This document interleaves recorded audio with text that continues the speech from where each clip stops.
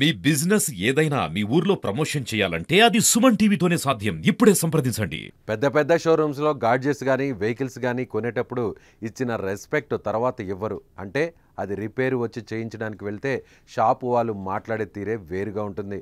రేపురా, 2 రోజులు ఆగిరా, అప్పుడు వచ్చినా ఇంకా అవ్వలేదు, ఇంకా టైం పడుతుంది అంటూ విసిగిస్తూ ఉంటారు. అప్పుడు మనకు వస్తుంది కోపం.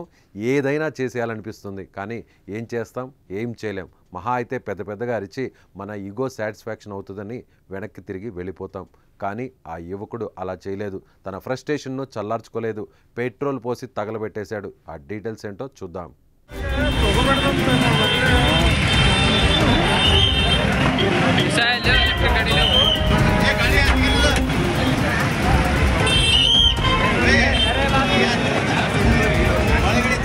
కర్ణాటకలోని కలబుర్గ నుంచి ఓ ఆశ్చర్యకరమైన ఇష్యూ బయటకు వచ్చింది.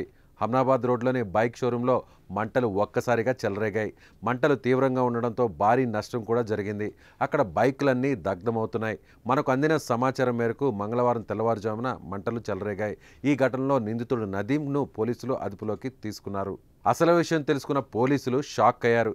20 రోజుల కిందట ఎలక్ట్రిక్ బైక్ను మహమ్మద్ నదీం అనే యువకుడు కొన్నాడు.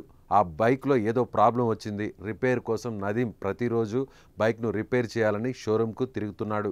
ఎన్నిసార్లు వెళ్ళినా అక్కడ స్టాఫ్ నిర్లక్ష్యంగా వ్యవహరిస్తూ నిర్లక్ష్యంగానే సమాధానం చెప్తూ వచ్చారు. రిపేర్ చేయడం లేదట. దీంతో నదీంకు చిర్రెత్తుకొచ్చింది. ఫ్రస్ట్రేషన్తో షోరూంకు నిప్పంటించేశాడు. దీంతో షోరూంలో మంటలు చెలరేగాయి. 6 స్కూటర్లు ఈ ఘటనలో దహనమయ్యాయి. ఘటన తర్వాత నదీం నేరుగా పోలీస్ స్టేషన్కి వెళ్ళి పోలీసులకు జరిగింది చెప్పాడు.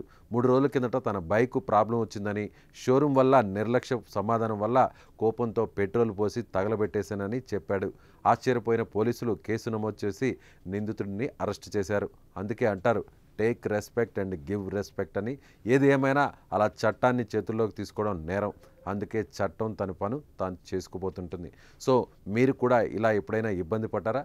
సో మీ అభిప్రాయాన్ని కామెంట్ బాక్స్లో తెలియచేయండి.